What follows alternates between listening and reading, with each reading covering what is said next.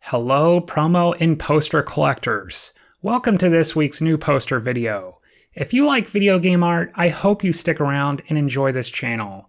If you do, please click those like and subscribe buttons.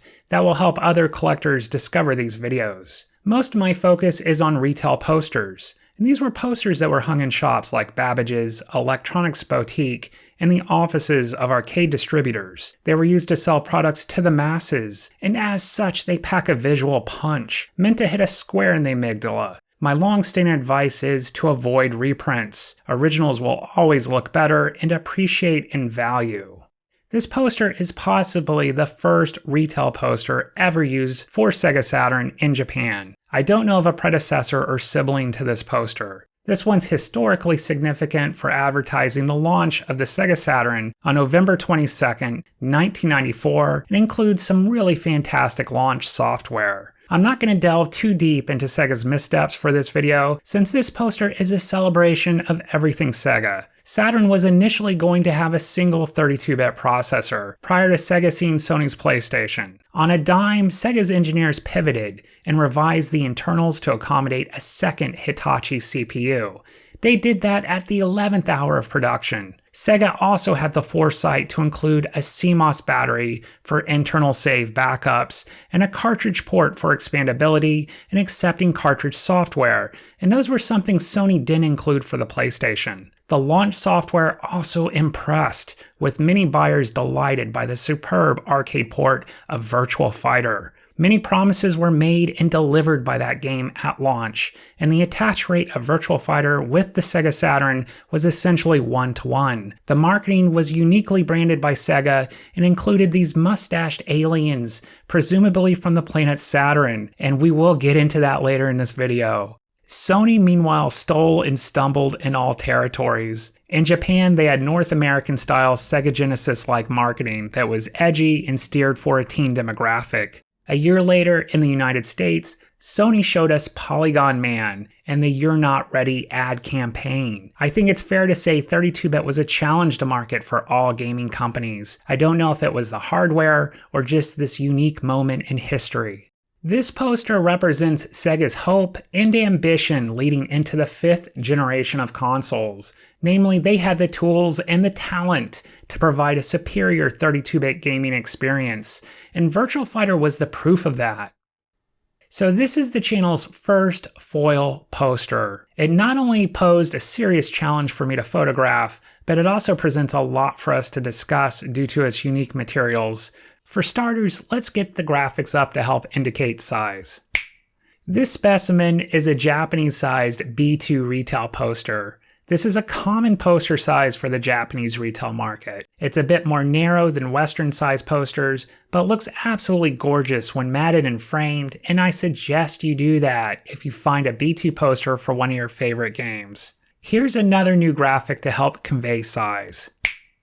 This is a standard size optical disc, also known as a CD-ROM, DVD, or Blu-ray disc. When coming up with this graphic, I struggled in choosing a ubiquitous 2D object. I didn't want to put up a pen or a pencil next to a high-value poster. Hopefully the 4.7-inch optical disc helps everyone imagine the true size of this poster. Viewing large format art is really a sight to behold, similar to holding and admiring an album cover for a vinyl record. Seeing is believing, and standing next to a large piece of art adds a sense of gravity. There's nothing quite like it.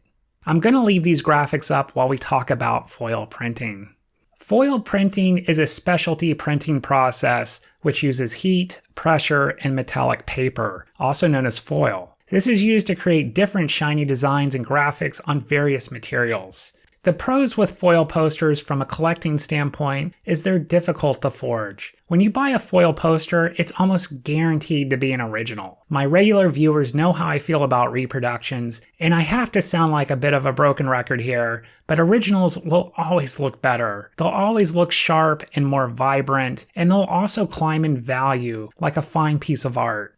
When it comes to reproductions, I'm okay with them as long as the business making them is labeling their posters as reproductions. If it's not marked as a reproduction somewhere within the body of the poster, then that business is hurting the collector's market. If you know of an arcade repo artist engaged in making posters like that, I hope you call them out for it online. My heart goes out to any new collector who doesn't research their seller or poster before spending big on a new acquisition. There are assholes out there for sure. So back to foil printing. Foil posters are hard to forge and likely original. Their printing includes additional steps and costlier materials. Those materials, while beautiful to look at, are susceptible to scratches and scuffs, and those blemishes are more noticeable because of the foil's reflective nature. I have yet to restore and linen back a foil poster, but I'm guessing most restoration outlets would try to talk me out of it. Their solvents used for cleaning could cause flaking, so be prepared for a healthy amount of strategizing with your preferred restoration provider. If you've gone down that route and have a story to tell, please leave a comment. Your trials and tribulations might help other collectors with a similar project. To sum this segment up, this poster is a foil paper poster, B2 sized, and with a satin finish on both its front and back, and I'd classify its paperweight as medium. It's also in excellent condition. There are no pinholes, stains, torn pieces, or edge damage, and considering it's foil paper, very minimal scuffs and scratching. Foil posters are high value, and this being a Sega Saturn launch poster makes it exceptionally high value. But that doesn't mean you can't find it for a reasonably good deal. The poster collecting hobby for video game collectibles is still in its infancy. Now let's talk poster. And let's talk about the elephant in the room, or should I say alien in the room. The alien Conehead mustached bandito from planet Saturn. What a funny looking character. I think Sega scored big with this look in Japan. It's odd and cheesy and somehow appeals to me. I'm sure Dan Aykroyd was pissed and wanted to sue the ectoplasm out of Sega, and that might explain Sega's marketing team referring to them as Saturnians. The Conehead is both ridiculous and phallic and reminds me of an egg. They could have been called dickheads or eggheads, but during this ad campaign, they were called Saturnians. In Japan, the marketing was so effective, shopkeepers cosplayed as these guys on launch day. I'll be sure to add some pictures on Twitter and Instagram if not in this video. The Japanese commercials were also a lot of fun.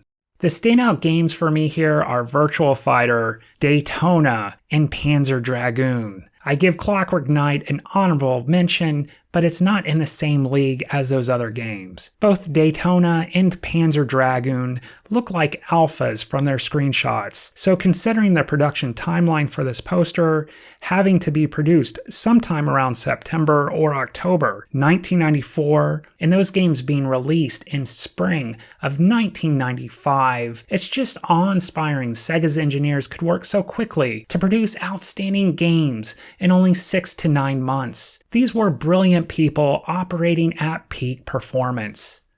The large text string at the top translates to 64-bit gaming machine. I'm not an engineer, but I'm sure those are fudge numbers.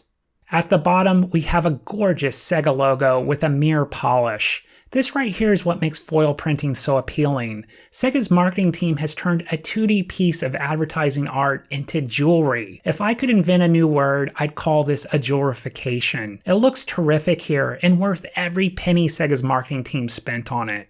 I'm sometimes lucky enough on this channel to be able to mention my 3 pillars for solid video game poster design, and this is going to be one of them. My 3 pillars are 1. Art that well represents the game. I'm looking at Virtua Fighter, Daytona, and Clockwork Knight here. 2. Screenshots from all of these games are included here. And 3rd, an image of the console or its controller. In this case, we have 2 beautiful pictures of the Saturn plus its controller. These 3 elements together have a tendency to set my imagination and wallet on fire, and I want to dive deep in there and rescue my cash and spend it on a Sega Saturn. This poster is perfection on multiple levels. Last here, we have details on the prices for each individual game and for the system itself, including street dates, and the Saturn launched in Japan on November 22nd, 1994, and sold for approximately 44,800 yen, or about 400 US dollars. And that was before taxes were applied. This information grounds the piece historically and is the cherry on top for retail poster collectors.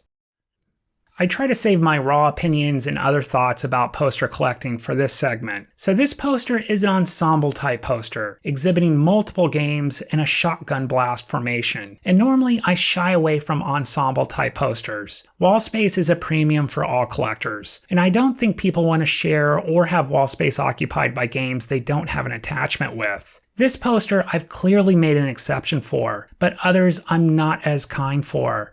I'm thinking of the Metroid Fusion and Metroid Prime sharing a split B2 poster for Japanese retail. I think Nintendo went that route because Metroid is a hard sell for the Japanese market. You'll see from the few Metroid posters I do have that Nintendo doesn't really know how to market that franchise in Japan. Anyhow, split B2s and other ensemble type posters might be difficult to resell. So in buying an ensemble poster, I suggest that you try to stick with posters that are at their core advertising a console or handheld. Those posters will have wider appeal and retain their value better.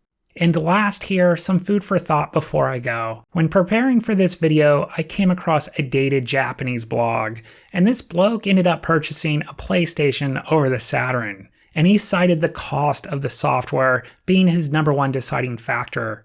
And if you examine the close-ups within this video, you can see Sega's asking for 8,800 yen for Virtual Fighter, and 7,800 and 6,800 for other games, all pre-tax. Sony, on the other hand, wanted a flat 5,800 yen for all their games. I think it's interesting that in Japan, Sony may have won the 5th generation console war on the cost of their software, and then North America on the cost of their hardware. They basically undercut Sega in 2 different ways across territories, like a samurai cross-cut.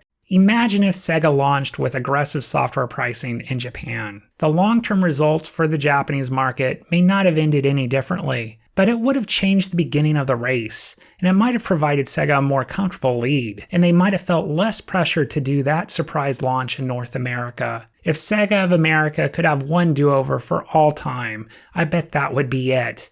Either that or purchasing the N64 hardware when it was presented to them.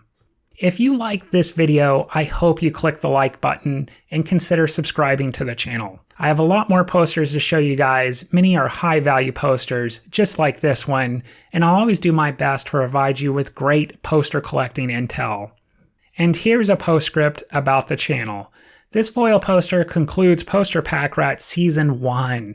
All my footage prior to next week was shot over a year ago using incandescent lighting and without a tripod. For my next series of videos, I'll be using new and improved LED lighting, a decent tripod, and other photography gear, and I can't wait to show you guys the results. I hope you're just as excited as I am. Next week, I'll be kicking off Season 2 with a Japanese B1 arcade poster. Creating these videos has been a joy, and I couldn't do this without your support. Thank you for watching my video. Thanks for following me on Twitter and Instagram. Thanks for visiting my website. This is the Poster Packrat. See you all next week. Bye for now.